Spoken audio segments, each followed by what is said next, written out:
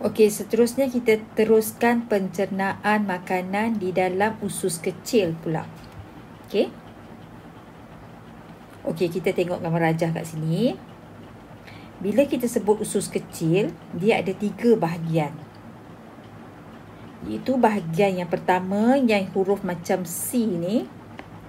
Tanda huruf yang macam C ni, ini adalah bahagian pertama usus kecil yang namanya duodenum. Okey, yang ni lah, sampai sinilah duodenum ni. Dia dah buat color-color ni kan, warna kan. Dan bahagian kedua usus kecil adalah jejunum. Yang warna macam ni. Yang warna agak kelabu ni. Dan bahagian yang seterusnya, bahagian yang paling panjang lah dalam usus kecil adalah ileum. Dan bahagian yang terakhir sekali. Okey, kita tengok apa yang berlaku. Kita lebih beri tumpuan kepada bahagian ileum. Okey, kelenjar kita baca sini. Kelenjar pada dinding ileum merembeskan mukus dan jus usus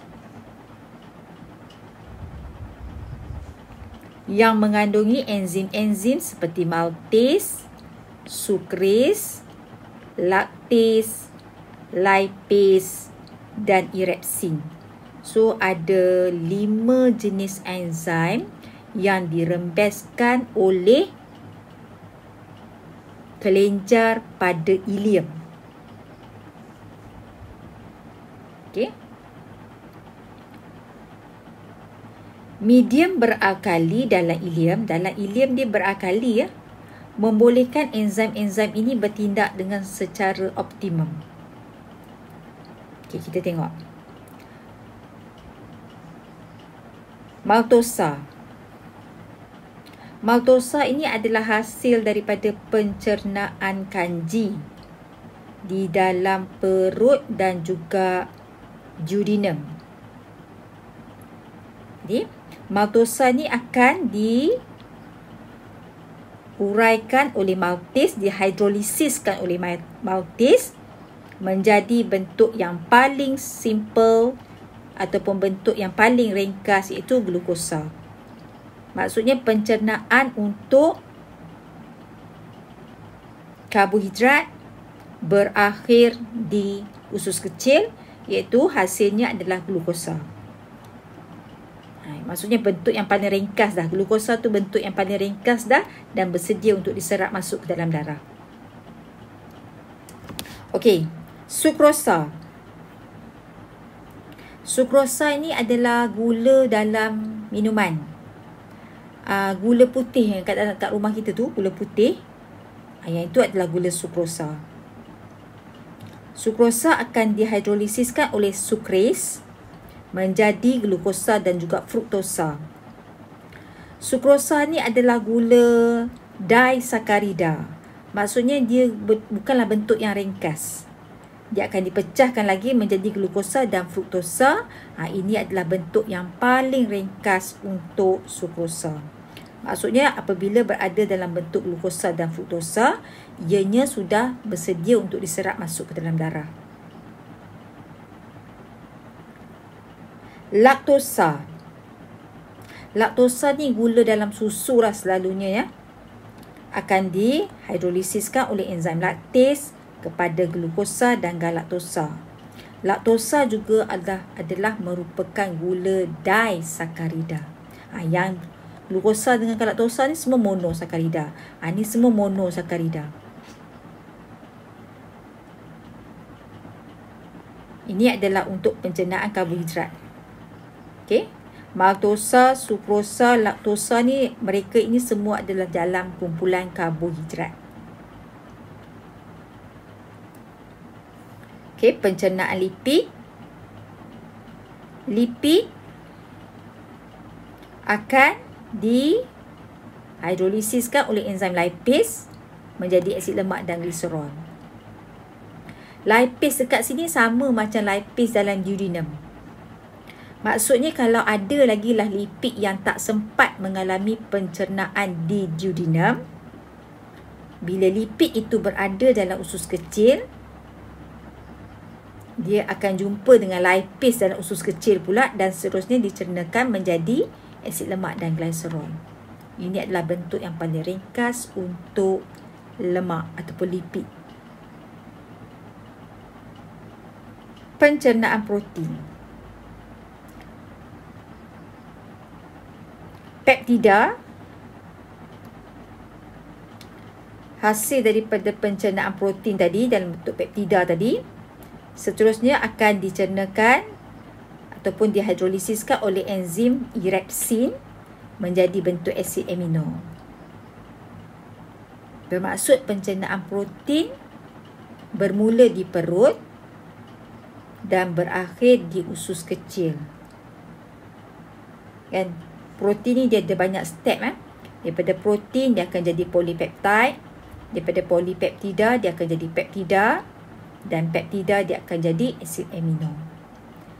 Dengan ini lengkaplah semua pencernaan makanan menjadi bentuk yang paling ringkas di usus kecil. Jadi awak kena ingatlah semua benda ni. Semua tindak balas ni kena ingat ni. Kena ada dalam kepala ni.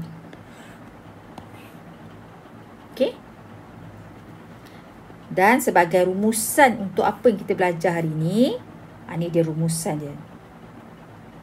Cikgu nak awak salin ni sebagai nota. Okey. Kita ulang lagi sekali.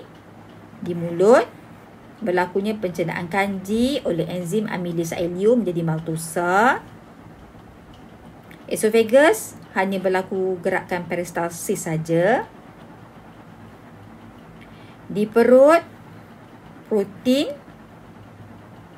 akan dihidrolisis oleh enzim pepsin menjadi polipeptida. Sampai polipeptida saja kat perut. Dekat duodenum.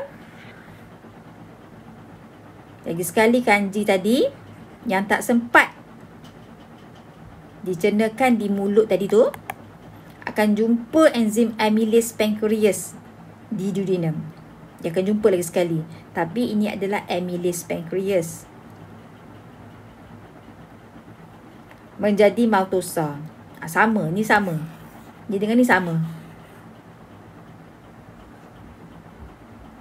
Polipeptida yang terbentuk dekat sini ni tadi. Polipeptida. Kita tengok protein ni polipeptida. Di bahagian perut ni tadi.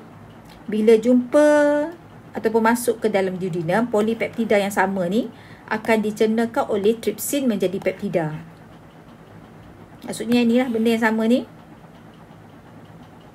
Kat dalam duodenum, dia akan dihidrolisiskan oleh tripsin menjadi peptida. Lemak dicernakan oleh enzim lipase menjadi asid lemak dan glycerol. Mana datang enzim-enzim ni? Enzim-enzim ni datangnya daripada rembesan pankreas. Kena ingat Kemudian di usus kecil, maltosa. Maltosa yang terbentuk dekat sini dengan kat sini ni, maltosa ni akan dilengkapkan pencernaan mereka di usus kecil oleh enzim maltase menjadi glukosa, sukrosa oleh sukris menjadi glukosa dan fruktosa, laktosa oleh laktase menjadi glukosa dan galaktosa. Jadi adalah pencernaan karbohidrat. Okey, peptida yang terbentuk di sini tadi, di dalam duodenum peptida ni akan diteruskan pencernaannya oleh enzim eripsin menjadi asid amino, iaitu bentuk yang paling kecil ataupun ringkas untuk protein. Dan akhirnya lemak akan dicernakan oleh enzim lipase, sama macam kat sini, sama. Maksudnya lipase ni ada dekat duodenum pun ada, dekat usus kecil pun ada lipase. Akan menjadi asid lemak dan glycerol. Maksudnya yang ni macam double check lah. Double check. Kalau sini tak sempat, kat sini dia akan jumpa lagi sekali. Dan hasil pencernaan ni akan diserap masuk ke dalam darah, di mana hasil pencernaan yang kita tak perlukan, badan kita tak perlukan, akan masuk ke dalam usus besar. Seterusnya dalam rektum disimpan untuk sementara waktu dan dikeluarkan melalui dubur. Jadi cikgu nak awak salin gambar rajah ni dalam nota. Okey? Dengan ni kita dah habis dah pencernaan makanan.